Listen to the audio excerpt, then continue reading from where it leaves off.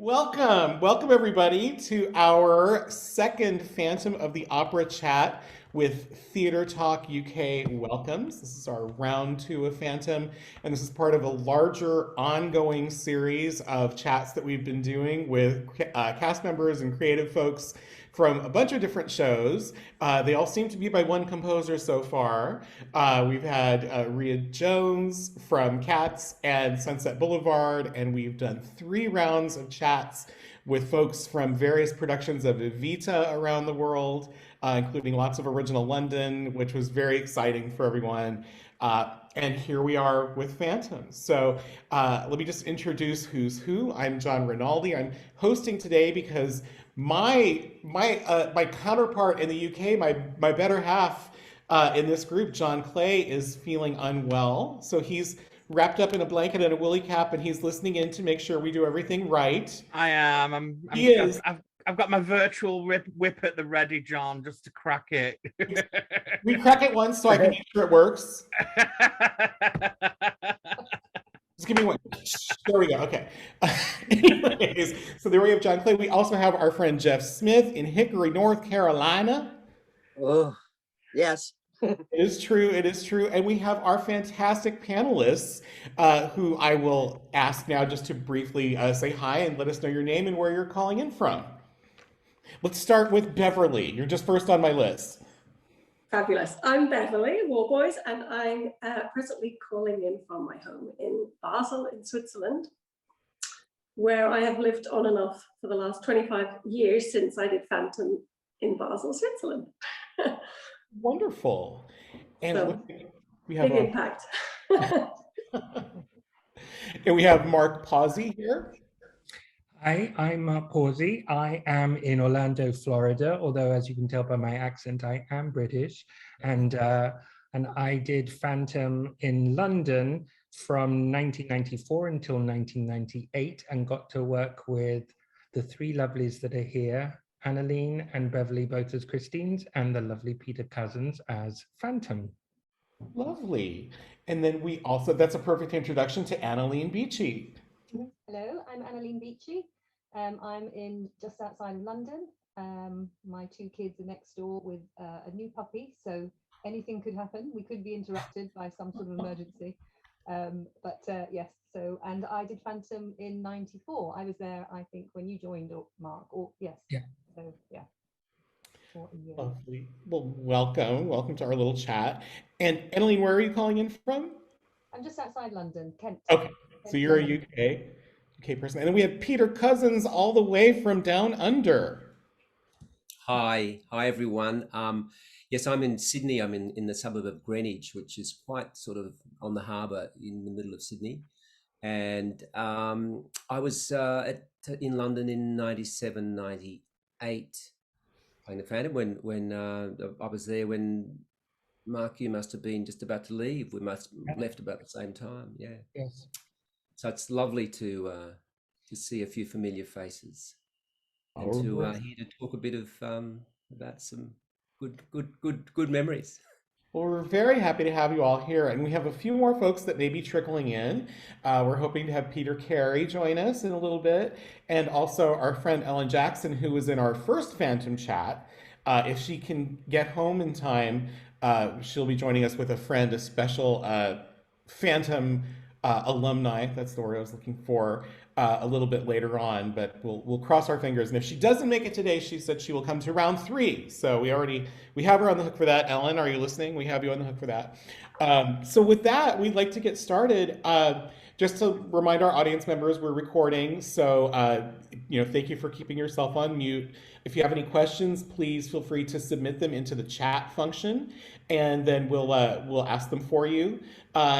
And you can do that, as the talk is going on. You don't have to wait for the end. You can just send it in the chat, and we'll moderate those comments as they come in, or those questions as they come in. Let's see. Oh, and I just wanted to make sure that was. Oh, it's a secret message from John Clay. Okay. Looks like he's just reaching out to Peter Carey just to make sure he knows we're going. Okay. I was trying to find his address. With that, we couldn't start anything musical theater related without talking about the fact that we just lost a huge uh, um, icon of the musical theater, or just, somebody that has been such an integral part of the scene for so many years and written so many pieces that have touched us all. Of course, Stephen Sondheim, passed away suddenly this weekend, and so we thought we could just start, maybe go down the line with folks, whoever wants to start first. If there's anything anybody would like to say about that, any Sondheim memories they wanted to share, either being in the shows or knowing him, or just what it means to you. I can share one. I've done 3 Sondheim shows. I never actually got to meet him. My husband did, but I never got to meet him.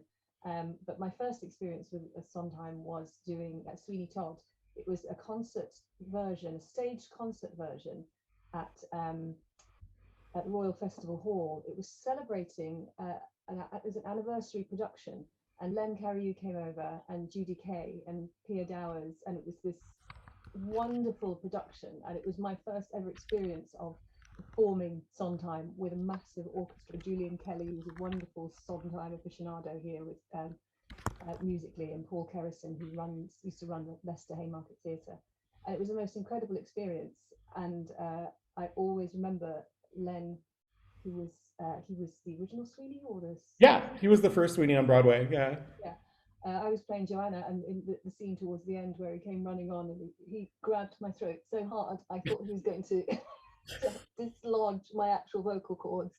But I always remember him, I think he was 70 at the time, standing on top of this basket, screaming out with his tools, and it was amazing, absolutely fantastic experience. So that's my lasting memory, but he will be sorely, sorely missed.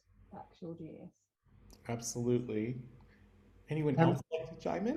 I did have the pleasure of doing a show with him. He was in the show. I did Hey Mr. Producer, and he was coming on with Andrew and Cameron to do a little section. So that was the who's who of everybody. That was such a delight to do that show. So I did get the privilege of meeting him, and I have never done a Sondheim show. I cannot believe that. So I think there will be a revival of everything he's ever written now, and as there should be. So, As there should be. yes, as there should be.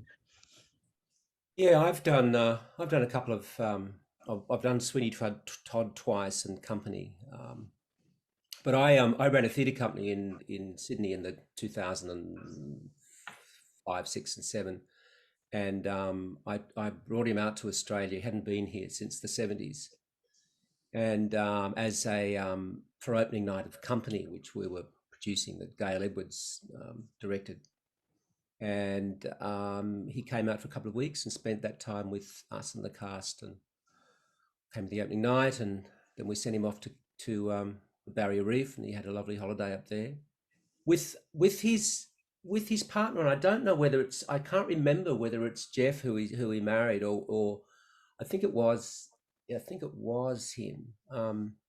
My memory just fails me a bit on that. Peter, what year was that? This is 2007. It was quite a controversial time, actually, in my life and my relationship with Stephen, and that particular show. And if you Google hard enough, you'll see the story and what went down. And it was it was a very, very tough time, and an interesting time, and an interesting reflection on his relationship with his own work. Interestingly enough, I don't know whether I need to go any further, because you can. It's fairly easy. Oh, you can go a little further. Eh? Like go a little further. Sure, go for it. Well, we had a problem with one of the cast members in the show. This is a fledgling theatre company. We were, it was fabulous that he came out. But when he left, of course, he'd made very, very close friends with most of the cast, and they were swapped emails and whatever. And then we had a problem with one of our cast members who who was unable to go on, sick apparently, and we had to. I sent the musical director in and the director in to just rejig the show so we had 600 to 700 people at the door. So they rejigged and just took out a couple of numbers to keep the show going. As you know, we often do in the theatre too, you know. And the outcome of that particular decision was that the next morning we got an email asking us to cease and desist, and that some members of the cast had written to him and said that we had butchered his show. So it ended up in very difficult times, to the point where I was asked to apologise to the world. Wow, that is wild. Gosh. Yeah, in a full-page ad in the Australian major newspapers. My goodness. Wow, that's really heavy, that. That is. It's very heavy. Was there ever It was any very heavy. response after you did that? Was there any response after you did that? Were things better? Well, we had to. We negotiated around that particular apologising to the world, and eventually, we apologised to the musicians and composers in Australia. It's very So it was, but it was still full page ads and whatever. Very very interesting time, and very interesting. And Stephen had always had that reputation for no one was to alter a moment in any of his shows. I remember another Australian director in Chicago was doing a production of Sweeney Todd, and he actually altered something in one of the songs. Anyway, the whole show was closed down. A tour. They were doing a tour of it.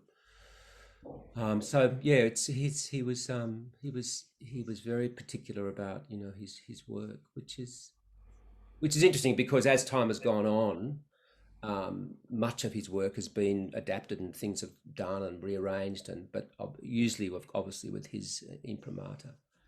So it was a tough time, because one's responsibility is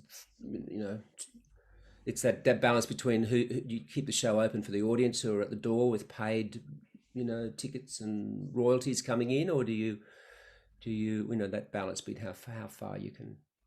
And that was Sweeney Todd, Peter. That was company. Gosh.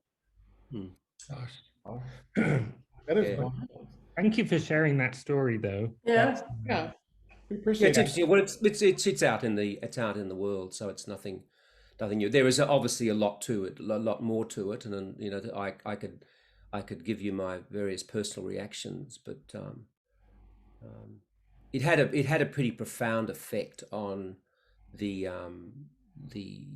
lot of relationships with people, as you can imagine, within that cast, and the future of that company. Wow. I'll bet. So Yeah. No, thank you for sharing that. That's super interesting. And that's the kind of thing we love talking about with you all, because you all were there for these things. You experience these moments with people. So that's one piece. I know John Clay won't mind me saying it's one piece of what we're doing too, is we're just trying to collect as many stories firsthand as we can, because we're none of us getting any younger, unfortunately. And so, we want to have some record of some of these just great stories coming out of your mouths firsthand. I mean, I feel so very sad about his passing, and it's interesting to see my whole news feed, and probably everybody else's, is filled with friends that have got stories and photographs, and so many people I know that had worked with him, and I so wish that I had the opportunity. I mean, but that was on my list, like it always, these lists. That you keep crossing things off. But he was very good with. Sorry, Beverly. No. I was just going to say that, you know, just to see the letters, personal letters that he wrote to so many people, and yeah, I think one thing that's come across is that we really have lost the greatest living composer. I mean, he really was across the board, and I do a lot of classical music still, and so many of my operatic friends have been so devastated by this as well, not just the musical theatre world, because he really, I think, you know, was the greatest living composer to date. And you know, my lovely memories of the few shows that I've done, and bringing Sondheim to Switzerland a little bit. I've been involved with Peter, like you, doing that in Australia, because he wasn't so well known here, but we managed to produce a few side-by-sides with a company that I worked with here. But you know, there's all these stories as well. I did a Sweeney Todd in Derby, a lovely production, and we ended up, well, there was a bit of, you know, drama around that, because they sacked Sweeney Todd, James Smiley, about 2 weeks before the production opened. Yeah, which was really quite upsetting, really, because there was this sort of disagreement with him and the director, and but we didn't really know why. I mean, we had this wonderful revolving set, and most of my scenes were with him, and not James Smiley. James, yeah, and you know, he was fired under the you know, presumption that he was being sort of a liability on stage and a danger to work with, and it was really quite traumatic, because I was the one that was being thrown around by him, really on a really high revolved stage, you know, in 2 levels, and they were, you know, Equity were coming to me and saying, you know, can you write and sort of send us a letter and tell us about your experience. And I said, well, you know, I felt as safe as anything, you know. There was, and we really did divide the cast, because, you know, what do you do in a situation like that? Do you speak up, or do you just sort of keep quiet, or is it? And it was amazing to see actually how so many people just didn't say a thing. And I mean, he'd been throwing me around on stage, and there wasn't one moment where I felt that he was a liability. So they brought in an Australian to take over, Lyndon Terracini. Do you know him, Peter? I did Sweeney Todd with him in the 80s. He now runs the Opera Australia. Ah, really? It's just such a strange thing to do, because he'd done the role so many times, and this was really quite a concept production, and it was going so well, and then suddenly somebody comes in with their own way of doing things, and completely changed the whole sort of balance of everything. Really unnecessary, in my opinion, but hey. Peter, didn't you, wasn't James Smiley your father-in-law in that fabulous, Return to Eden? Return to Eden, yeah. Television series, 26-part sort of madness. Yes, were you in that? Oh my gosh, I loved that. Yeah. That's why I was so excited to work with him, and he was so nice. Yes, he's a lovely guy. It really devastated him. When was this, Beverly? What year? I think it would be 2005, 2004, 5, something like that. Okay. But I mean, we stayed in touch after that, and he really knocked him for 6. I mean, he was really, really devastated. I don't think he did anything for a good 6-12 months afterwards, because he was still fighting this case, and it, you know, I mean, to be dismissed under those circumstances was, you know, I mean, because he'd been dying to play the role. Yeah. So but he hadn't played Sweeney before, I don't think, or had he? I don't know. I'm not too sure about his musical theatre career. I only knew him as a in this series. But interesting that Lyndon came and did it, because yes, and I think they brought him in from Australia, and such a different interpretation. Absolutely, completely different. He's very operatic. It was all very you know, bit silent movie kind of. Yes, style compared, and James had put his heart and soul into it. Really, really strange thing to happen, and the whole sort of dynamic sort of changed after that. Yeah, as you'd imagine. Yeah, those things are heartbreaking. Yeah.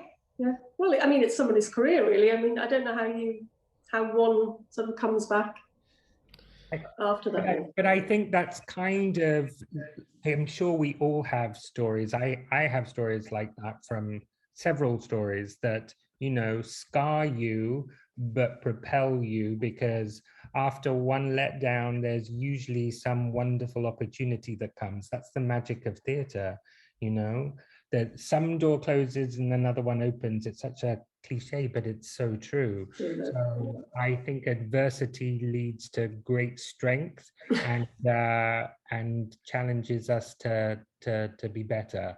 But it comes at a price, and that scarring sometimes can be hard, and sometimes it's almost impossible to get over that. So you need your community, your theatre community around you to help guide and support, love you, and you know, and then you start a new family, and they become, you know, they become your new chosen family for a period of time.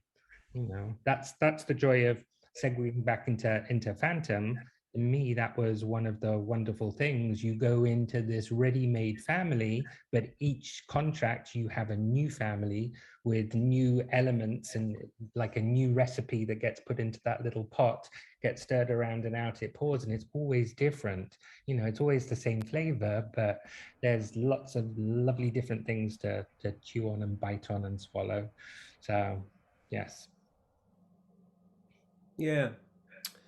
Yes, I got fired from Opera Australia back in the early 90s because I was doing Les Mis and I got sort of, they asked me to, it clashed. I just started as Marius, but the deal was that I'd do 3 nights a week doing the gondoliers for Opera Australia and then Marius the rest of the performances.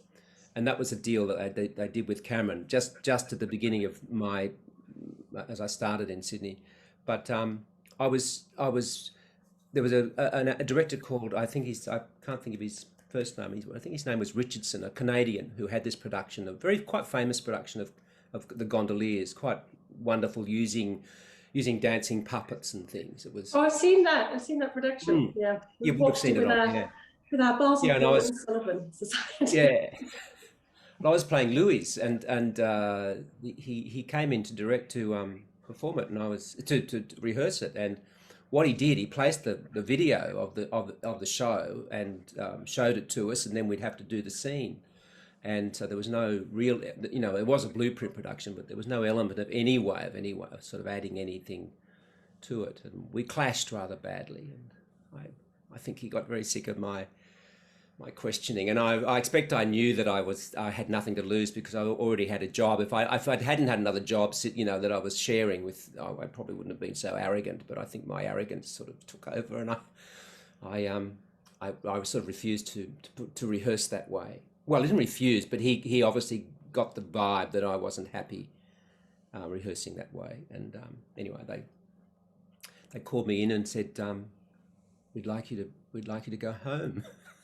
My agent rang me that afternoon and said, "Oh, they've asked you to leave the production." So and as disappointed as I was actually quite relieved because I then went back full time into Les Mis and spent 2.5 years playing Marius, and it was the best time of my life. So, you know, Mark, just to point up, you know, you join a family, and that was the right family and that began my relationship with Cameron and the whole range of productions that I ended up doing with him. So it had a very good outcome. That happens quite a That's lot, another little controversial story I haven't really ever told. So John, you're getting a few. I don't know whether you can Google that story. We appreciate the tidbits. No, thank you. That's Peter Cousens' diaries. Sorry? Peter Cousens' diaries. I love it. Exactly. No, we love it. So thank you for sharing that. So Annaline was about to say something as well. Annaline, what were you going to say? I was just going to say that the number of times that it does happen where you go into production and you are told to stand here, stand there, and then lift that arm. And, you know, you question and you ask it, because at the end of the day, when you're doing it 8 times a week, you have to make it work for you. It has to be your truth. And if you're just doing what the last 3 or 4 people did, it's not real. And you can't then recreate that every night. It has to come from you, and unfortunately it does happen quite a lot. And you do have to, you know, put your foot down and go, okay, but you know, I'm not that person, and I can't actually do that. And you know, we can discuss it, but this is what I feel comfortable with, and we can maybe meet somewhere in the middle. And sometimes you do, but other times it's just locking horns and you're just waiting for somebody to, you know, give way. Yeah.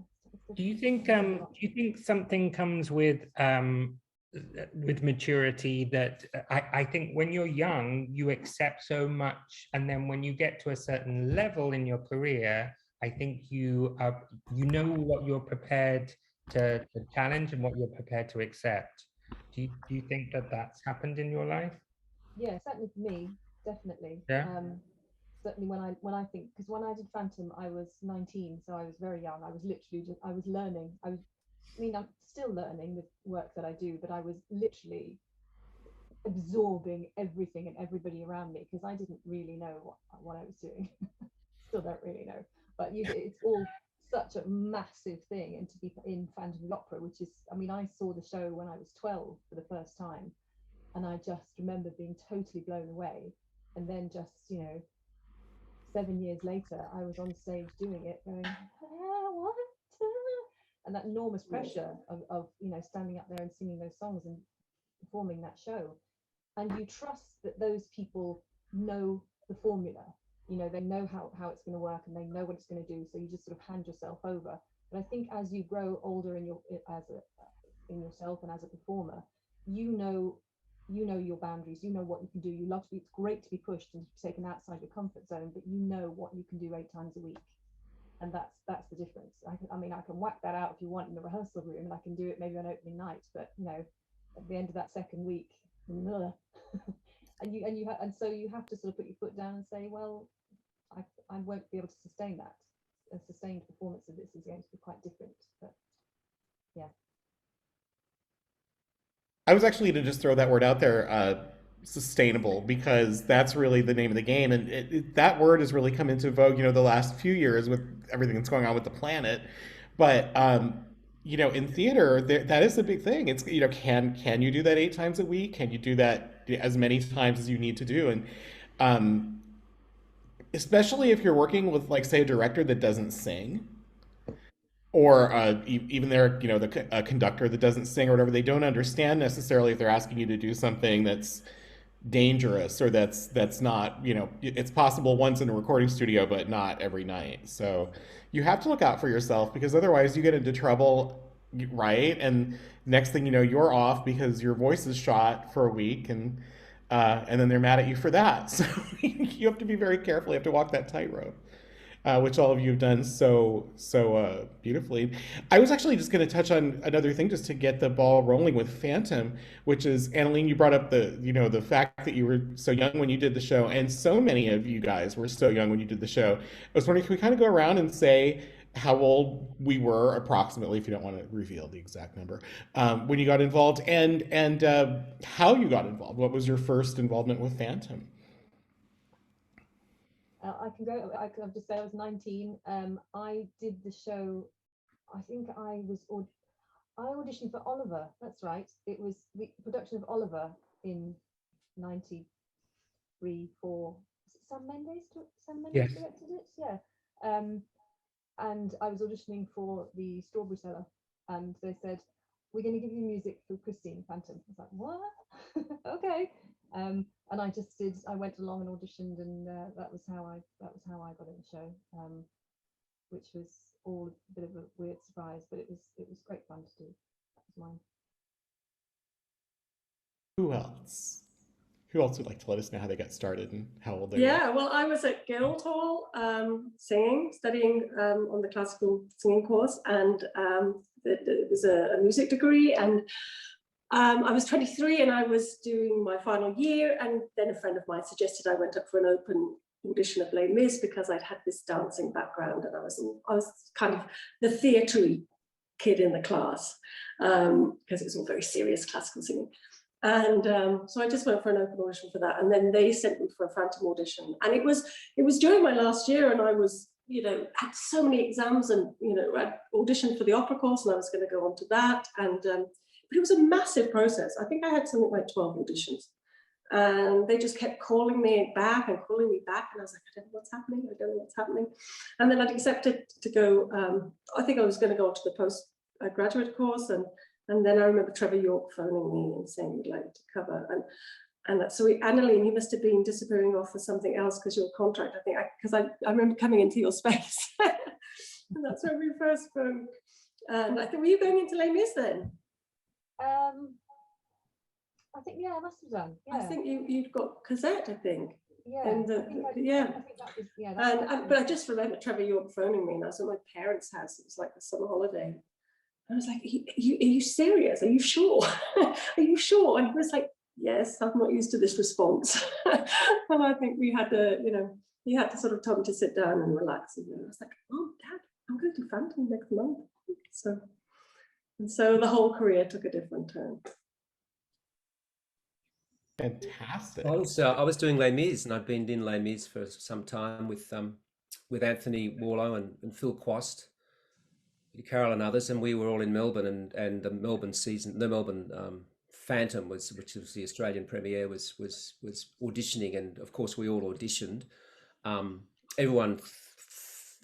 We all thought that Anthony would end up playing Raoul, and that's what we all thought he was auditioning for, but we discovered later that he was actually auditioning for the Phantom, and as I did as well, and I obviously didn't get the role, and I ended up then touring with Les Mis for another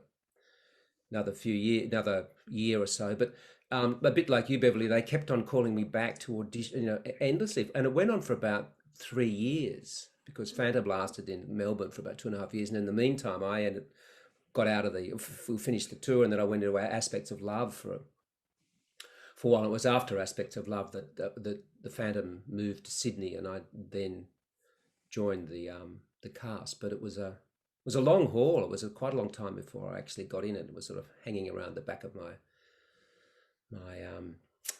sort of experience there for some time.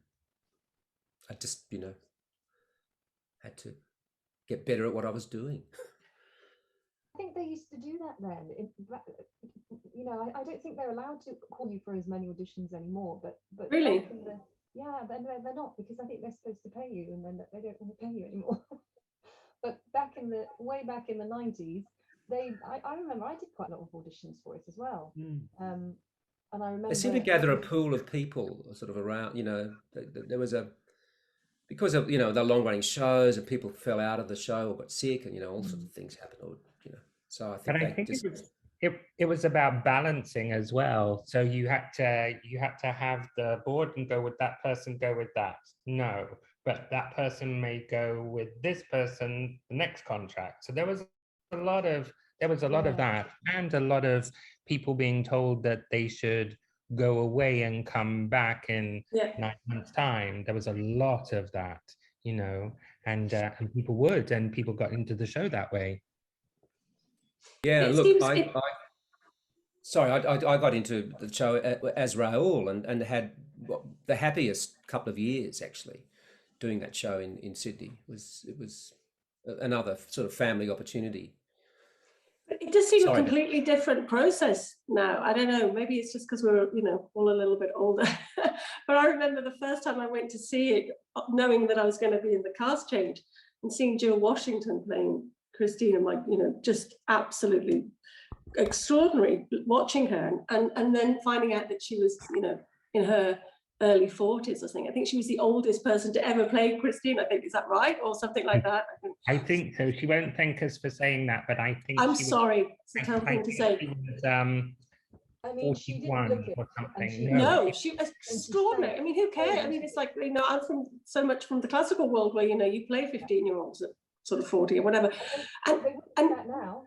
I know, it's extraordinary. So when I was looking, thinking, oh gosh, this is a journey. This is something you do for the next 20 years. I could be playing this role and everything. And now I have a really good friend who's in the new Phantom playing Madame Giry, and I look at the pictures, look at the Carlottas, and I'm like, oh my gosh, everybody's like 20s. I mean, the whole cast seems so young. Yeah, just a different thing, huh?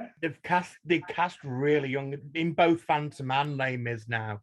They cast a lot younger than than what they used to do, you know, and the roles that people would grow into, it just doesn't seem to be happening anymore. I mean, I think the last open call for Les Mis over here, they didn't want anybody to come who was over the age of 35, you know, and you kind of go, what?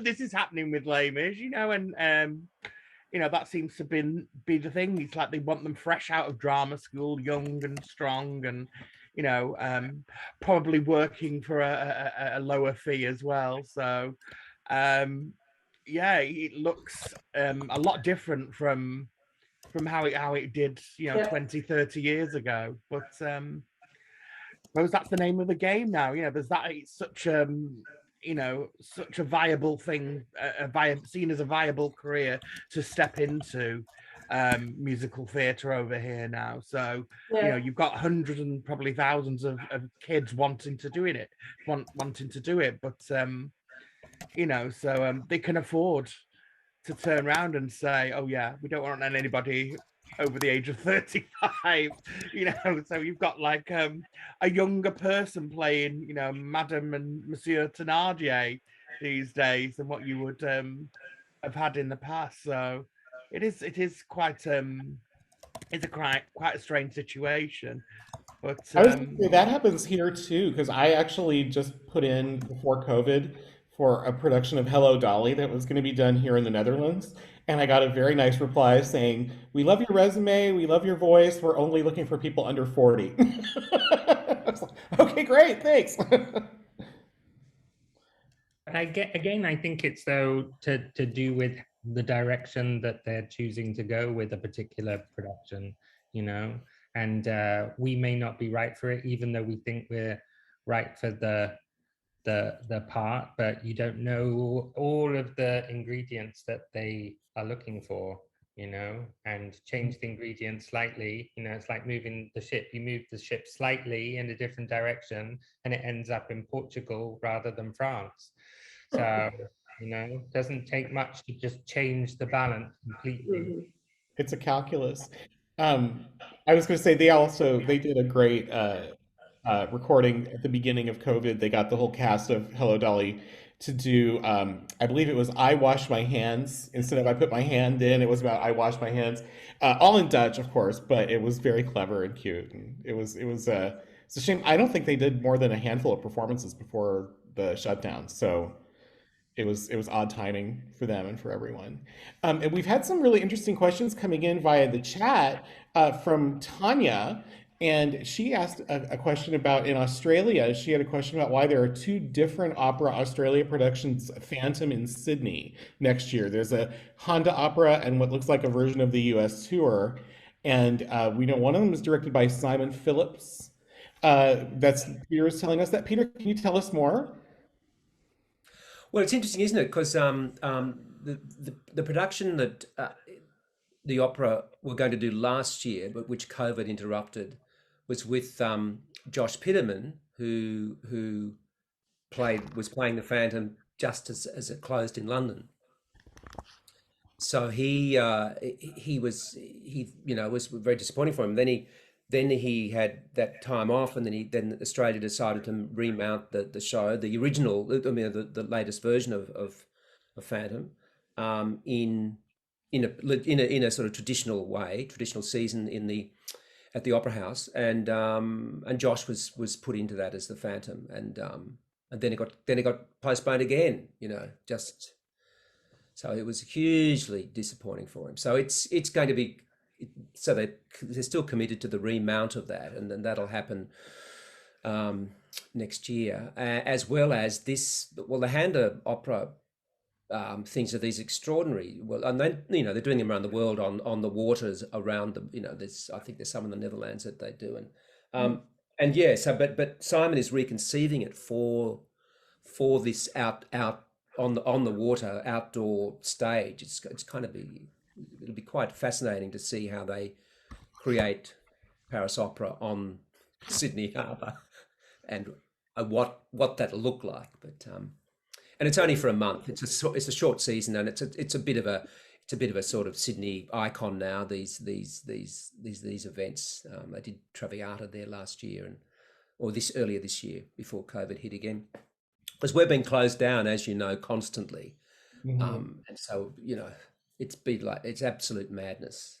And so there's been no sense of consistency with any of the theatre that's going on. Hamilton closing down and starting again, and on it goes. And so, yeah, so hopefully this variant doesn't interfere with the minds and decision making of our prison warders, and we remain in house arrest for a bit longer. But anyway, we're sort of out at the moment, so which is good. And I've got my daughter coming back from Ireland actually tomorrow. She's been away for 18 months or so, locked away. Oh my gosh, it's great to have her coming back. It's awesome. Yeah, it is great. Yeah, but that opera thing that Phantom the Opera thing in Sydney is quite fascinating actually to see all that. I don't know who's playing the Phantom in the Handa production. They're sort of casting it at the moment. It was a great question, Tanya. Thank you for submitting that, because that was not on my radar at all up here in the cold, frozen north. We've actually had another question or two for Peter from our audience member Raj.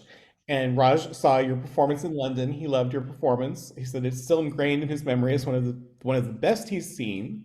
But he says, what I can't remember is whether you knelt down on one knee in the bit just after Point of No Return during the prize of All I Ask of You. A friend of mine says you did, but I can't remember. I don't know. You remember?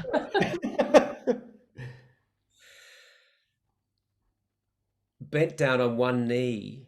Yeah, after during All I Ask of You. Yeah, after Point of No Return.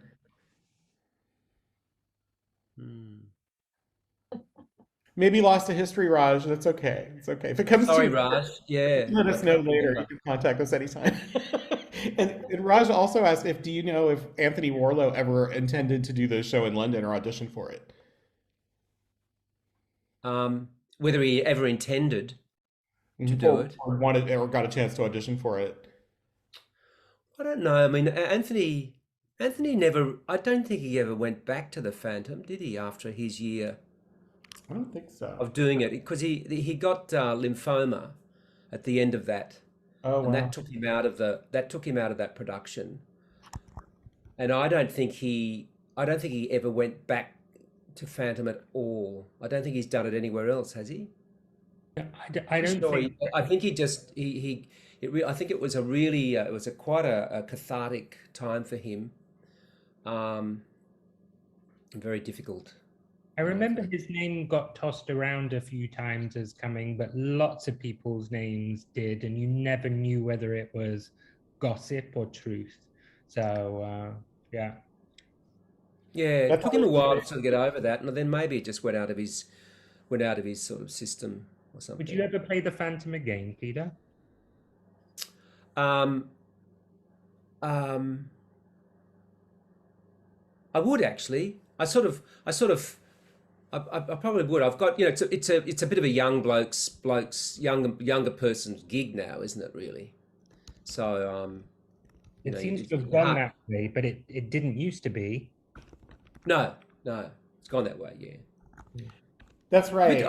The only thing about it, rehearsing it with a young 20-year-old Christine, I'd find very creepy to be in a weird. I know, might be very good, but I'd find it a bit weird somehow. It was certainly strange when they did the film, right? And Christine was underage during their filming. I mean, it was kind of cringy to me. Yeah. It's kind of weird. No, I think you can reach an age. I'm only fantasizing really about playing, because you think you can do anything, don't you? Really, but you've got to realize that at some stage in your life you've got to be sensible. I was gonna say it seems to change the dynamic if they are closer in age, because he is sort of a father figure, and as we've moved to a younger Phantom, you don't have that dynamic, and I think that distracts from the story a bit. I always found it more interesting that she's able to kind of overcome that revulsion and do that beautiful kiss at the end, but she still goes off with the young guy, and the Phantom is left alone. Mhm. But he is the father substitute. I mean, I think that's intrinsic in the storyline. Well, she even And I says think it, right? She says it in the lyrics. She said, "You were once a friend and father," the right? father, yeah. Yeah. It really just dilutes it a bit, I think. And he obviously sees it more than that. Oh doesn't yeah. he? So you've got that little dilemma with it. But yeah. What do you think, Beverly and Annalene, having About been the well, Phantom it's being about that sexual. I expect it's the sexual tension, isn't it? The Yeah. chemistry, whatever's going on there, and that kind of layer of father partner, sexual partner. What is that? What is it's weird. I've always as it felt should be, that- I expect, because it's part of Yeah, what's I've always felt fascinating. there has to be a significant difference between Raoul and the Phantom's ages, in a way, really. So certainly, whether it's father figure, maybe that's a little bit too far, but certainly the idea that he had a very established life before what happened to him, and then so the idea that he's a young kind of guy in his 20s, 30s doesn't quite work. Just from a historical sort of point of view, from from reading the book and all of that kind of thing too. I feel that the journey to Raoul was very obvious, and this has to be wrapped up in quite a bit of subtext, and I think that would only come from an somewhat older actor. Do you think that Because the casting brief that comes out these days is sort of playing age 30 to 40 for that role, which is not much older than Raoul at all. Because what are they saying for Raoul? 20 to 30, something like that. Yeah. But it's interesting because you have to imagine or wonder that he's had long enough to be by himself and get deranged and at least have a distorted view of how things are. So I don't know if you'd be crazy enough at 35. It makes more sense if he's older, but He's Yeah, supposed to have led sorry, this. Sorry, I was just going to say he's supposed to have led this very lonely existence, isn't he? Even though he's a genius, he's kind of sort of a bit emotionally and socially developmentally stunted. So it's kind of he doesn't isn't necessarily aware of I don't know what to say. Is aware of what's right and wrong. Obviously, he has a very skewed view of the world, but I think probably that maybe coupled with, I think now, a lot of people sort of project sort of modern sort of views on like an older gentleman, Yeah. manipulating a younger lady kind of thing. And because you see it a lot in the groups of in some of the fan groups of it gets debated a lot, he's a predator and he's abusing Christine kind of thing. And it's kind of very sort of modern kind of way of looking at the piece, I think, in that respect. I think Raj just wrote on the chat that in the novel the Phantom's supposed to be around 50. yeah. Yeah, and I've always seen it because Peter, you've also done Aspects, and I did Aspects, and I've always felt it's the same sort of thing. Rose and Alex are a bit like Raoul and Christine, and then you've got George, who's so it's generational, and also in that piece, Rose goes from 24 to 40, whatever, and I feel like you have to have that sort of journey. That's always been my thought. So. That's what makes the trio work, isn't it? You have to have those. Everyone's coming from a different place, different angle, with different baggage behind them. And I think if they're all too similarly aged, it doesn't work for the arc of the story and for each of the individual characters and how they come together at the end. I don't think it, because I did the movie. I forgot I did the movie. Oh wow! What did you do in the movie? Yeah, we were part of the opera chorus. Fabulous. Those of us who were just there for weeks, just hanging around. And it was really bizarre and very weird, but Gerard Butler was, really sexy and he was just so different to what I mean, my phantoms were Ethan Freeman, Mark Winter was the cover. Mark McKerricker, I think, came in, and they were all older men. And then seeing Gerard Butler in his 30s, it didn't work. It didn't feel right. It didn't. She can't. I don't know. I just never really got it from her perspective.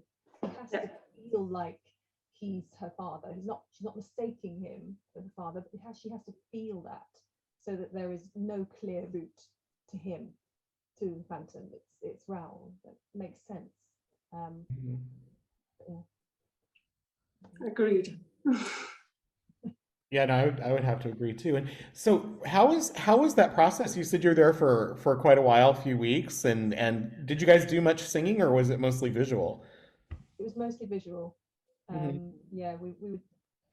So I wasn't quite sure how, because we all went in and auditioned and sang, and I think they wanted to have us look like we were singing and obviously look like an opera company. So we were all different shapes and sizes and ages.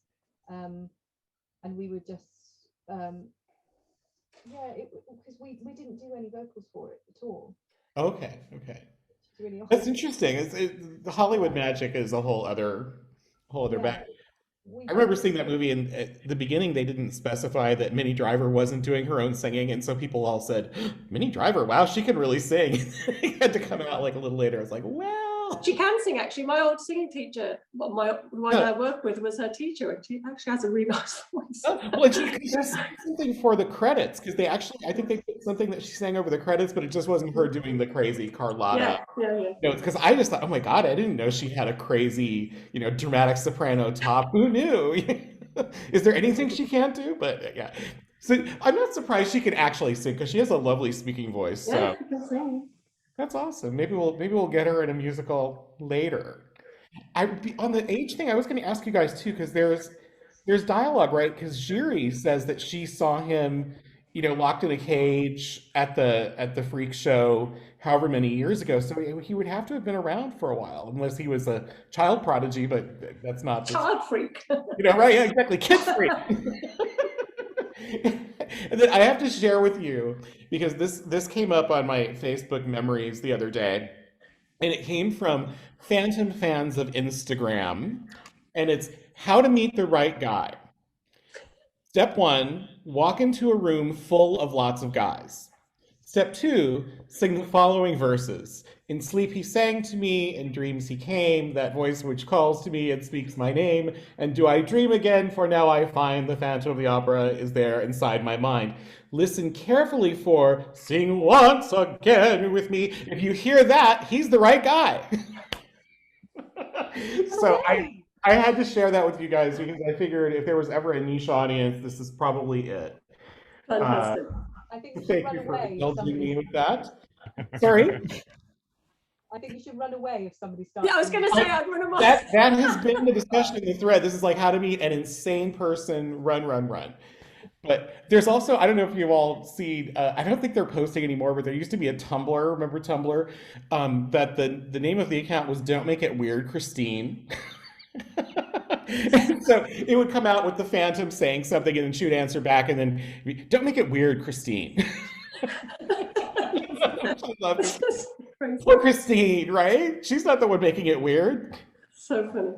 Oh my God, I loved it. Okay, but we digress. Here, let's see. Sorry, go on. We had a Phantom didn't we have a Phantom that came, two members of the audience that wanted to get married? Didn't they get married on stage or propose as dressed as Phantom and Christine? Do you remember that? Were either of you there? No. I seem to remember something about that. Yeah, Yes. it was quite a story. Yes, we had them come, and and she came all dressed, phenomenal in the outfit, and I think they proposed. It was some publicity stuff. I'm sorry, I don't know why I said that, but because I did Phantom I left the London show to do Phantom in Basel here, which was a really useful production, that they built a massive theatre in Basel, Switzerland for Phantom, and it was going to run for years and years and years. And it was more of the New York production, more as opposed to the UK production, and so it was even a grander scale. It's a huge stage, and we had sort of like the New York team sort of putting it together. But that show lasted 2.5 years, and it was quite funny because there were so many love stories that came out of that. There were Rowells that married Christine and the Studies, and Techies that, I mean, there must have been about 6 or 8 weddings from that production. And still now, you know, I have friends that met on that show. Meg married, the Meg understudy married the sort of swing, who then went over to be artist, you know, resident director on Broadway, and then she was married. I mean, the stories, there's loads of them together. And we have this Phantom Basel chat, and, you know, there's all these kids that are there now. And it's the reason I stayed in Basel, was for love and all of that. So, you know, it was a weird kind of hookup thing. So there's, you know, a lot of Phantom kids out there. I tell my daughter, you know, that's why she exists, and she should be grateful to Lloyd Webber. How does she react to that? Well, she's okay with it. She's like, oh, could I hear that story again, you know? But she does quite enjoy telling people that story. And I produced a Lloyd Webber Gala in 2017, which was, I brought friends from the UK over, and we played an arena for several weeks in the Swiss Alps. Oh, wow. And it was a actually really good show. And she was in the School of Rock then. We put her in, and she's like, yeah, but you did it, but so I did it too. I've been in a Lloyd Webber show. And I'm like, you know. So it's just like, you know, he sort of like is our bit of a ghost. We're like, yes, we owe him a lot. It's awesome. Like that. And so she's a performer too. Or yes, she is. Possibly. She's gone back to her dancing. She's a lovely pianist, actually. And oh my gosh. Yeah, but she's very laid back about it all. And I'm quite glad she doesn't want to do that, to be honest. It's not the easiest life, I know. No. You have to really want it more than anything else. Or someone else said that you have to not be able to do anything else. This has to it's true though. I teach and I tell my students the same thing every day. And as a result, most people don't go into it, which I think is quite good. You know, it's not an easy life. Okay, let's see. We have another question from Raj. Question for Beverly. To my knowledge, the Basel production is the only production of Phantom in the 90s that never recouped. Why do you think that is? Not enough local audience. Classic style producing of too much expenditure. Good question, Raj. Yeah, you're pretty right, actually. It was such an enormous thing because they just don't have musical theatre in this part of the world. They still don't really. They still only have their sort of Swiss musicals. But as everybody knows, Switzerland is a very wealthy place. And so they built this ridiculously huge musical theatre, which now is used for touring productions, but is empty quite a bit of the time too. An amazing theatre. And the idea was for it to run sort of indefinitely. And it was an enormous production. It was huge. I mean, and everything, it was like coming from London, which was, I mean, there's nothing like the original, you know, Phantom, but everything was new. I mean, just the whole sort of, you know, the entourages of what you were wearing were just insane. You know, we all remember back in town that, you know, everyone had worn the costumes, were being pulled in and adjusted for you and this, that, and the other. Everything was fresh and sparkling and new. And the amount of publicity it got, it was ridiculous. And it was very starry, you know. You get yourself on the cover of all the Swiss national kind of, yeah, glossy women's magazines and all this kind of stuff. It was very sort of celebrity because there was nothing else. But still, you'd stop people in the street and say, you know, are you going to come and see the show? What have you? And they're like, well, no, I want to go. If I'm going to see Phantom, I'll go to Broadway or to London. Really? And it was right really, there. Yeah, really. So there were so many people that didn't see it that said, you know, why would I go to see it in Switzerland? And I'd be saying, this is exactly the same. It's like amazing. It's on your doorstep. It's like this Broadway, mostly Broadway cast members, a few German speaking, you know, a few Germans and very few Swiss, because they didn't really get the style at all. But we did 6 shows a week in German, and then on a Sunday we did English on the Sunday evening and German on the Sunday afternoon, which was Oh awesome. my God, that's insane. That's Yeah, crazy. yeah, it was. Did anybody ever get mixed Yeah, up? well, yeah, there were loads of that going on, because if you did the 2 shows on that day, we just had to quickly change. So my young brain had no problem, but I don't think I could ever do that again. But that was it. I mean, really, people just wouldn't come and see it, and also because the ticket prices were so high. In Basel, we're on the German and French border, so the idea is that all the everyone would travel in, but they couldn't. People wouldn't pay those prices, so it was. We were sold out to a certain extent, but there were nights when it was less full, and then when it came into the decision to keep it going for a 3rd year and what have you, and I'd already signed my contract and what have you, they closed the show. But yeah, and people would still say to this day, was it good? Was it good? I only saw it in London. It's the only place to see it, and they would travel to London just to see, even diehard musical theatre fans would rather go to London and see it. I mean, I get wanting to go to London, and I've made the pilgrimage, but if it's on your doorstep, but there is some element of that. People can be like, well, if it's here, like, how can it be as good if it's here? But exactly, and that's very much a Swiss mentality, I think. In a way, Beverly, it's like the Las Vegas production. They turned the Las Vegas production into this event, and I was so unimpressed with it. I wasn't emotionally connected to any single part of it, because bigger doesn't necessarily mean better ever. And there's an intimacy at a Majesty's that is so beautiful, and you gasp. I remember gasping when that chandelier comes out for the first time. You gasp. I never gasped in Las Vegas. I was thankful when it came down at the end. Do you remember in Vegas it sort of flew in a circle? That was the big improvement. It was in different parts. It came together like it was so big, it was like the size of a bus. One in London's the size of and weighs like a Mini Cooper, but this one was like a bus. It was too much. Everything was too much there. Except for the show, because they cut it down to 90 minutes and no intermission.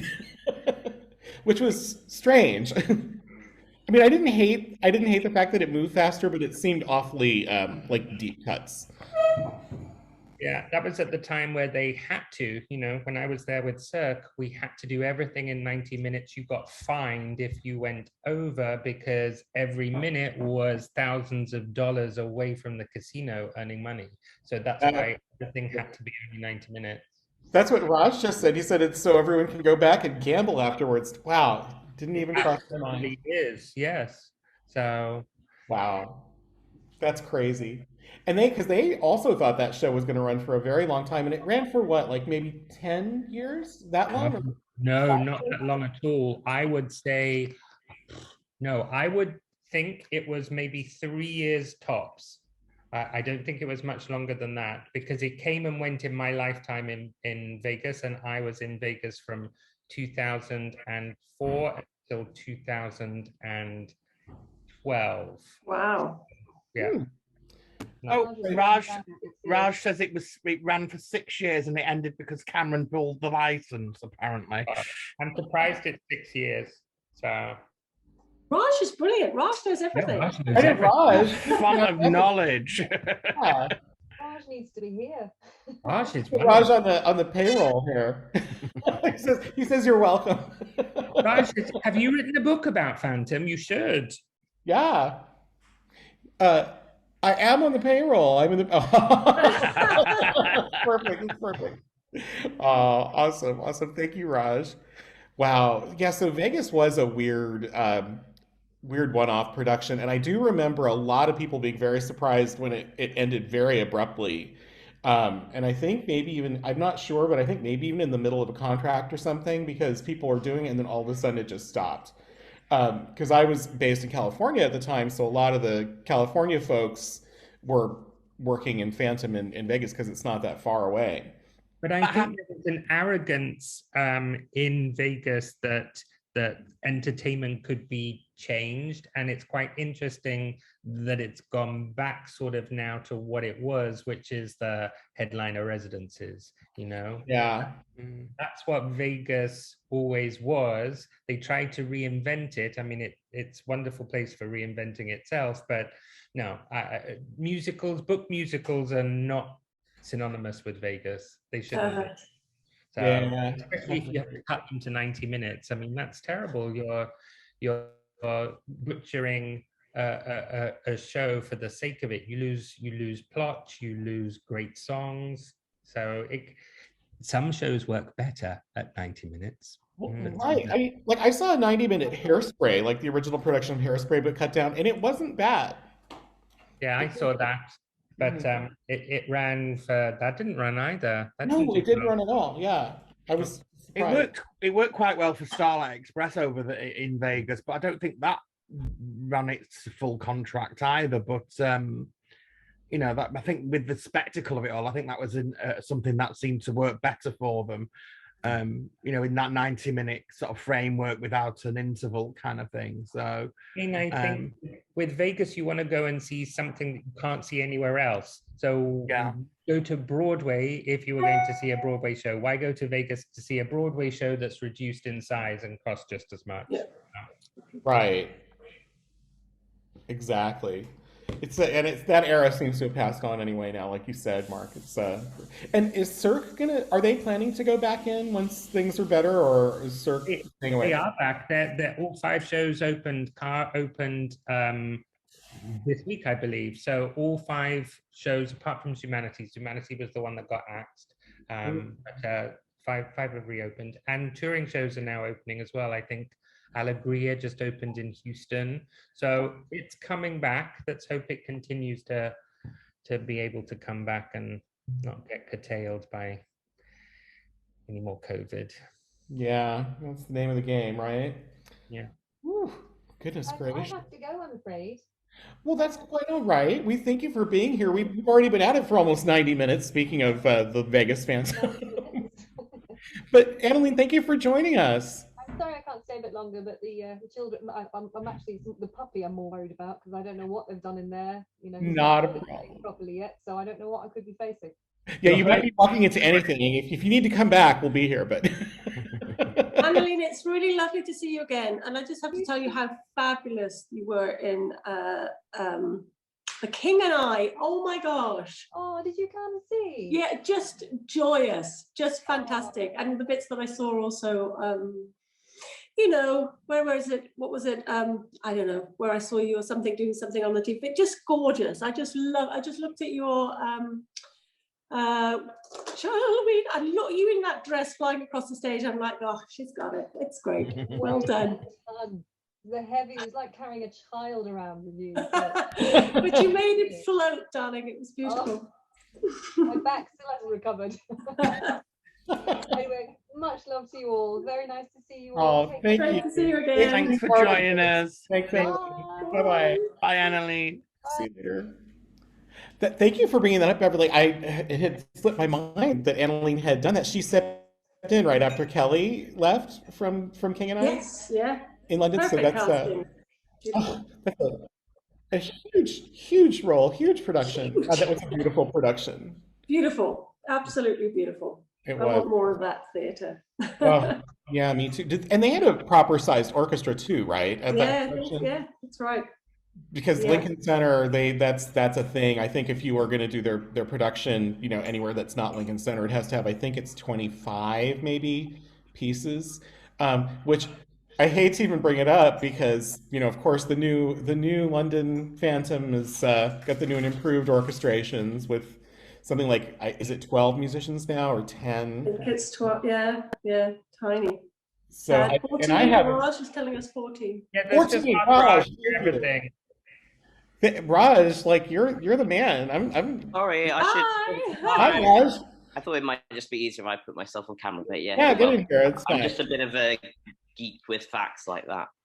That's awesome. And a huge Phantom fan, I think. Yes. No? Yeah. Okay. I'll change the subject. Let's unpack that. Go away, Raj. I have a history with it. Okay.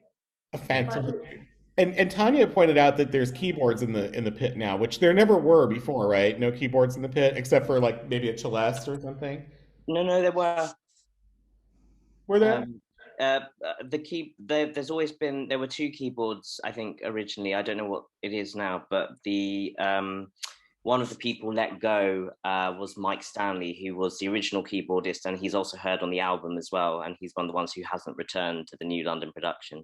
And they because Her Majesty's couldn't fit so many people in the pit because it's such a huge orchestra, they stuck him in one of those blacked out boxes you have on the side. Oh, I remember that. That's right. Wow. I remember seeing that. Can we talk to Peter about working directly with Hal Prince, because Peter got to work with him directly, and that's such a gift. So I would love to find out his perspective, because we never really talked about this. Yes, please.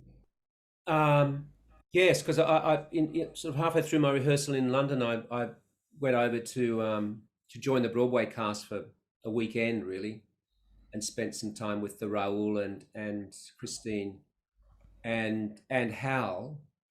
And Hal was actually directing Candide, that huge production he was doing. And he invited me to go and see the tech just before the dress, which was quite fascinating just to see how he functioned. But he was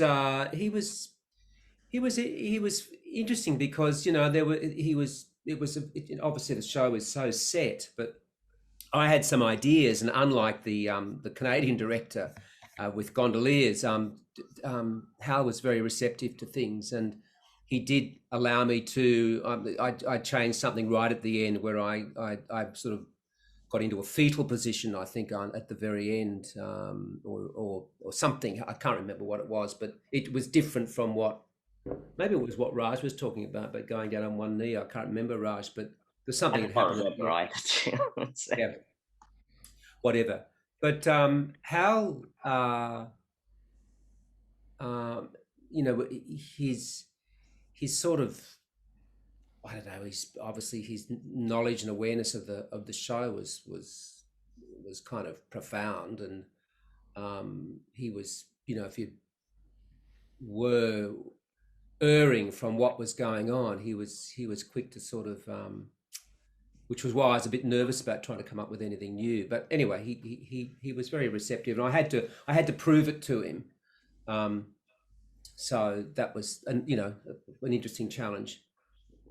But unfortunately, after about 3 months of doing the Phantom, he turned up to come and see the production. And he came into my dressing room after the show, and he offered me the role of Ravenel in Showboat, his production that he'd been doing with the Canadian with what was his name, the guy Livent, the producer. Yeah.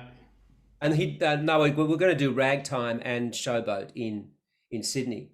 So I sort of, it was very hard to refuse an offer from Hal. So I said, yes, of course, I'd love to do it, which meant leaving the Phantom production after a year, and Cameron, who wasn't very happy about any of it, and in retrospect, I would have probably stayed in London and continued another 6 months or so with Phantom, and then joined that sort of that ensemble of principal players who moved around those productions, and it would have been a totally different life. So I've always got mixed, and that was just that experience with Hal was wonderful. And Hal, like Stephen Sondheim, were wonderful corresponding. I'd been corresponding with Hal like for years beforehand. And it was to do with his daughter Daisy, because she was part of that those early productions of Floyd Collins, and she had a bit to do with a couple of other things that I was doing, And anyway, and I had a daughter called Daisy, and so Hal and I kind of, you know, chatted about those sorts of things back in the early 90s. And again, and a wonderful correspondent. Great guy, really gracious man. I think there were a lot of like mentors in our profession. You know, I was brought into theatre by Stephanie Lawrence, who I don't know if you remember, but Stephanie. Yeah. So Wonderful. I was a fan when I was 16, 17, and then she introduced me to a friend of hers who was at Her Majesty's, and they trained me to then send me to drama school. So, you know, you have wonderful people who see potential in people like Stevenson. I mean, I'm thinking of Tick Tick Boom because, you know, that's a great example. And don't underestimate the power of those people. I hope we have that now. I don't know whether the young people coming up feel that responsibility, because it is, you know, to give back and to help guide people into the business and steer them, because it's a tough business, but you need some help. You know, I was a little country bumpkin kid from the middle of nowhere, so I didn't know anything. So, you know, and now here I am 35 years later, still working in entertainment. So people have a great impact on your life. So, But Mad, I mean, that's just extraordinary. That, I mean, how fortunate were you to have come across? How did you come across Stephanie? How did you know her? Were you just a fan? Yeah, I saw her do Marilyn the musical and completely fell in love as a 16-year-old boy, and then went to pick fruit in the summer to earn money to be able to come and see her. So, and then I used to come to the stage door and wait for her. And after time, she was probably like, oh my gosh, here's the crazy boy again. And then, you know, she befriended quite a lot of us, and just turned me in the right direction. And yeah, it was fabulous, and forever indebted to people's kindness and gratitude. And she wasn't alone. There were many people like that. You know, I remember writing to Luciano Pavarotti when I was 8 because I'd seen him perform on BBC Two, and wrote to him, just to Luciano Pavarotti, La Scala, Opera House, Milan, Italy. And I got a reply, you know, and those things, when somebody bothers to handwrite a reply to you, like with Stephen Sondheim, like with Hal Prince, those things, fantastic. Amazing. Yeah. That is fantastic. And Stephanie Lawrence was one of a kind. I didn't know who she was, but when I was 14, I went with my mom. We lived in California, but we flew to London and we saw Evita, and it was her last week in Evita right before she left to go to Maryland. And, you know, we heard a lot of people sort of buzzing about her and buzzing about her doing Maryland. But I mean, I had seen the show before and it was wonderful, but she was incredible in it. And she was just one of those people that when you saw her for the first time, it was just like she had a light. You know, there was just something special about her. And then she opened her mouth and out came that voice. And I mean, talk about love. And, you know, I was a 14-year-old baby gay boy, and I was just, I was done. She was just amazing. So I always felt myself to be so fortunate to see her in that show, and then over the years in so many other shows, because we would get back to London every so often just to go to the plays. But you know, theatre is it's somewhere that misfits can find a way to belong. And I think also being young and gay at the time, you know, and somebody seeing that and helping you discover that, I think that's magical, and I hope that still happens today. I hope it does. Oh, it definitely does. I think, and you know, it's theater people tend to spot each other, even if the young person doesn't know they're the theater person yet. Like you said, the misfits tend to be attracted just because it is it is the place where we can go fit in, and it's the only place for a lot of us. And we're all misfits, you know, even the people that fit are misfits. Nobody, you just have found the place that you can fit. And sometimes we just have to look a little harder before we find the place. Absolutely. And we remain misfits. Yeah. Quite like that. I like it. I have a Hal Prince story. My Hal Prince story is not very exciting because I didn't get to work with him, but he came to audition the Rowells. And I remember being called in to sing All I Ask of You for the final day of Rowell auditions. And of course, I met him, and I was, you know, sort of ridiculously in awe. And he was like, okay, Beverly, we're going to get on with this. And, you know, we've got 10 Rowells to see. And I think there were about 12 in the end. So it was the last day of recalls. And I had to do a show that evening. I think it was all day.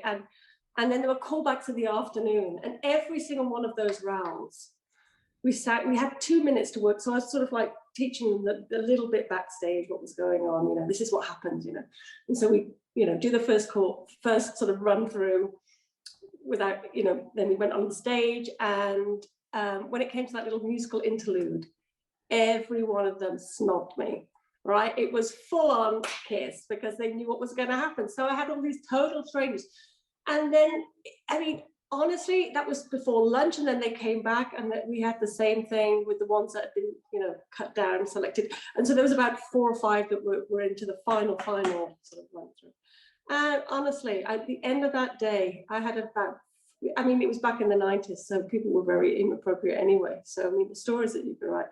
But honestly, tongues down my throat, and I felt like I couldn't believe how I felt at the end of the day. I just remember going, is this what happens? Is this what you do? You know, just literally being grabbed and kissed, you know. And of course, in front of Hal Prince. I mean, those people wanted that job. I mean, they were good actors. They'd done really well to get to the final. And Alistair Harvey got it in the end. And, you know, he wouldn't let go of, I mean, we still laugh about this because he was like, tell me again what we have to do. Walk through the blocking, walk through the blocking. I'm like, I need to have a break. I need to have a break. I'm being snogged to death. Do you understand? This is the thing, nobody thinks about this stuff, right? Like, everybody thinks about those guys having all that stress, but the poor woman. And they were so, of course, they all were like, you know, I've got to audition, I'm auditioning in front of Hal, and this is the final curtain. And it was that, you could feel that sort of like desperation to do the best you could possibly do. And I'm just there, you know, singing it through again, and then snog. It's really unpleasant, I have to say. Oh my God, that's amazing. I love that story. And I guess it didn't occur to them to maybe like give one person the morning snogs and the other person, you know, the afternoon snogs or whatever. But I mean, I suppose it's just that thing, like, what would you do with that, like, little bit of a musical interlude? I mean, you've got to do what you've got to do, you know, kind of thing. Yeah. So it was just like, but it, you know, I did honestly feel, I felt, you know, that night I thought, oh, it's true what they say about actresses, we're just prostitutes.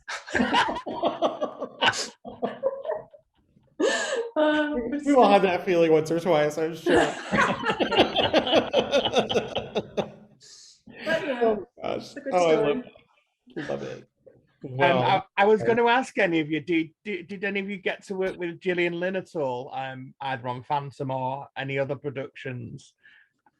Just in rehearsal, she came and took some warm-ups, you know, for some rehearsals, which were great, which were fantastic. So you just, you know, I just remember my favorite thing well, I always remember her saying is, we were on all fours, and she was stretch, breathe in, and assholes to the sky. I was just going to say she had a really bawdy sense of humour, didn't she? You know, a way of describing certain things. You've kind of summed it up there, Beverly. Oh my God. These little things stay with you, you know. I was very naive. I was going to be a classical singer, and there I was. And I think I, you know, again, I always fulfill the brief. Never stretched so much in my life. That's fantastic. Gillian Lynn was already fairly old, right? Like by the time she was doing Phantom, was she in her 60s or 70s? She would have been almost 60, I think. I think she was in the 50s when she did Cats. So Yeah. I think by the time Phantom came around, I think, yeah, she was. Well, I mean, she was still going. She did the revival of Cats in 2014 at the Palladium. Mhm. So she was still going strong then. But yeah, that humor of hers, the stories that people tell, I've heard over the years are just have always been really hilarious, hilariously bawdy. What's the point about when the pyro went off in the theater? I think it was during a Phantom Tech, and she was standing right down by the foot of the stage talking to somebody, and a pyro effect went off that was not supposed to happen. Like, I don't think it was even during rehearsal. I think it was just during a break or something. And she said every single person hit the deck, and she was just standing there and unfazed. And somebody asked her, "My God, no reaction." And she said, "Darling, I lived through the war." And it's just like my favorite story of her, because I just love the idea of her not flinching. Yeah. I would have been flat on the floor. Peter, did you have any? Did you get to work with Gillian as well at all? No, I was always in aspects and with Phantom, and Joe Robinson put us all into the. I was going to say, I know Joanne Robinson was, she was a sort of a Man Friday, as it were, wasn't she? So, I mean, yeah, Joe went everywhere doing Gillian stuff. Yeah. In Australia and around the world. Mm-hmm. Yeah, Joe was married to John Dietrich. Remember Johnny Dietrich, who I think was in Cameron's production of Oklahoma way back in the. I Did Annie Get Your Gun with John Dietrich. Yeah. But Johnny was he was a Javert in for a while in the Australian production of Les Mis. Did Gilly not put you into managers? Did she not come and put you into that? Because she always did. I'm surprised that she didn't. I don't remember. Oh, London. Look, yes, possibly she did. And were you not there for the 10th anniversary? Did you come just after that? I think that was the year before, because I sang the 9th anniversary, and then the 10th would have been 96. 96. Seven. I was there for the. Oh yeah, you're right. That's right. Yeah, because the 9th was 96. Yeah, that's right. I was there for the 100th anniversary of the theatre. Wow. Remember they had Janet Holmes at court, who was an Australian. Yes. Came and we had cake. And that was also the same year. Do you remember the black cake that everybody used to? They had this phantom black cake that was traditionally done and delivered on the anniversary night, and it left everybody with black tongues. Black teeth. Black teeth, black tongues, and everybody had to do the show with these black teeth and black tongues. So yeah. Yeah, I don't remember that. The other thing that was weird about that time was because Princess died, was killed in the middle of that, and we had the theatre was closed, and then every night for about 3 weeks I had to give a curtain speech at the end of the show. Really? And sort of memorialize her, which was so weird for this Australian. Luckily, I was a monarchist, so it was fine for me. Apparently, it was one of her favourite shows, though, wasn't it? That's why I think the connection there. She adored the show, so it's funny enough. Years later, I was doing a cabaret show in Sydney, and who should be in the audience but Wayne Sleep? Oh, wow! And weirdest coincidence, and had a very funny night with him. He was charming. I was at how he was there, I can't remember. I was a student then and doing a musical theatre diploma, and we did a big sort of charity gala for the Princess Diana Memorial that same year at the Palladium, and Wayne came along and did that for us as well. So he did a big extract from Cabaret for us. He was lovely, really nice guy. Yeah. Yeah. And what a Yes. great dancer too. My gosh. That was I saw him do song and dance the first, go round. And I had never seen a man move like that in my life, Where's the wire? Pretty incredible. Well, everybody, I think we might be nearing that time. But before we wrap up, is there anything anyone would like to share? Any other backstage stories or mishaps or I was going to say that's always my favorite thing is the onstage accidents and of course pranks and things. Any stories you care to share or can share? Because I know sometimes they get a little bawdy. There were so many. I don't know if anything. I remember seeing Peter having to walk across the lake because the boat wasn't working at one point. I'm pretty sure I remember seeing that.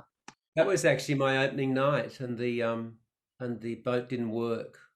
And I now tell this story. It's I've expanded it into my sort of a bit of cabaret and stuff I do about the opening night and the boat failing to move, and the queue was coming for the Christine and the Phantom to be downstage, and the candles were coming up, and the water was all over the stage, and the mist and the water and all this sort of stuff. And so all I did on my opening night was to take the Christine from the boat and by the hand, and on my opening night I walked on water.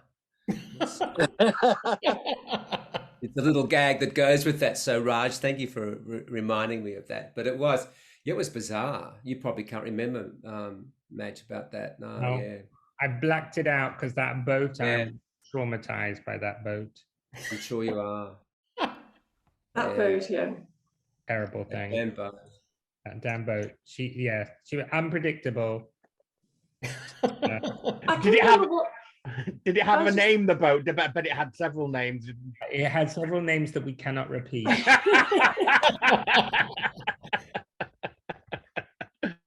Oh gosh. I love it. I'm just remembering still my favorite moment in the ensemble when I was doing the Princess was just after Hannibal, when there was all that noise and Andre and Fiona walk on and Graham Stone, remember Graham Stone, was playing what's his name? Earman? Or was he playing one of the managers? Oh, Fiona. No, hang on. I'm having a mental block. Guys, cut this out in the video. I can't remember the cast. I can't remember the characters. And he's like, blah, blah, blah, blah, blah, blah, blah, blah. And there's this whole sort of thing, and he's going to hand over to the managers. And there's all this ad-libbing on stage. Do you know what I mean? And then Julie has to bang her stick. Yes. The big bit, And it's going, and he decides, who did he play? Graham Stone. What am I? Is it Monsieur Rea? No. It's the guy that's selling the opera house, right? For goodness sake, look, it's 25 years ago, boys. Help me. Monsieur Lefebvre? Andre Fiona and Monsieur Lefebvre. Yeah. Monsieur Lefebvre, thank you very much. And he's there, and there's the ad-lib, and there's all this whatever, and just before, saying about, the two managers taking over. And he just played it out for ages. It's supposed to go on for about 30 seconds, this sort of like a kerfuffle on the stage. And it was going on, and you're doing this, what's he doing? And he was just, and then he dried. And this pause had gone on for about, what was supposed to be 30 seconds was probably about good on a minute and a half, 2 minutes. And then he dried. He couldn't remember his line. And then he went, Madame Giry, and she banged her stick. So we just felt like forever. And everyone was going.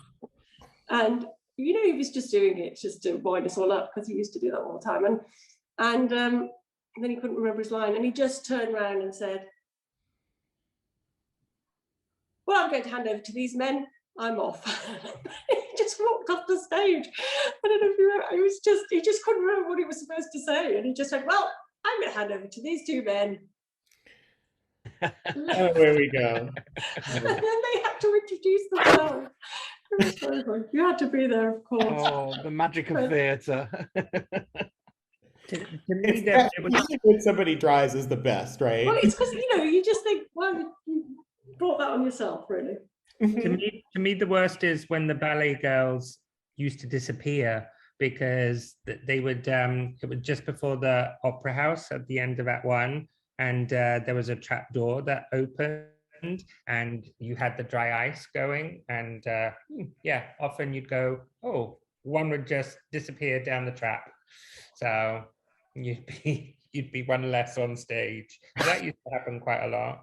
So, there were many things. It was rare that, you know, you have to do what's called a show report every night, and it was very rare that you had something that got sent to the office saying clean show. Very rare. Clean show. Sometimes, sometimes there were some terrible things that happened.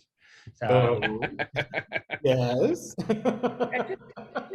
you know, just stupid things. Like I remember there was a quick change and Carlotta gets the big wig on her in Il Muto, and no, she didn't get the wig in time. So the curtain went out and there she is in a wig cap and everything. It has to do the whole Il Muto ballet.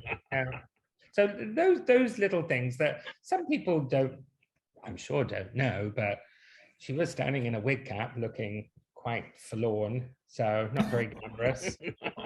But those things, you know, it's live theatre, things like that do happen. So things we had a power cut once, didn't we, Madge? Do you remember there was a power? Do you remember the night when there was a power cut, just literally at the beginning, and probably just after the box scene with Christine and Raoul, and then just everything died, and we just all went to the pub. Went out. Yeah, I do remember that. Yeah. And we just had to clear the auditorium and went to the pub. Night off. Yeah, many things. Many joyful things. Thank you so much. Oh no, thank you guys for being here. I was going to tell you we had a critic who was very unloved in Los Angeles, and he used to, you know, ravage all the shows, and they sent him to New York for the opening of Les Mis, and he said that the best part of Les Mis was when the fire alarm went off and they had to clear the theater for 45 minutes in the middle of Act One. So I have to share that with you because that popped in my head. Thank you all so much for being here and for sharing your memories and your stories. And we can't tell you how much we appreciate it, John and Jeff and Jackie, who's not here, and myself. And we'll be putting this up on YouTube for posterity soon. And if you have any questions in the meantime, please feel free to email any of us on the admin team. We're happy to help you out any way we can. And hope you have happy holidays. And we're wishing everybody a lot of health and a lot of chances to sing in 2022. So let's just... let's see what happens. Yeah. Thank you so much. Good luck to everybody. Thank you all. Thank you, guys. Thank you. To our audience. Go back to bed. Yeah. Yes. People in Australia go back to bed. Lovely Bye, to see you, everybody. Madge. Bless you. Bye, darling. Thank you. Bye. Bye. Thank Bye. you. Bye.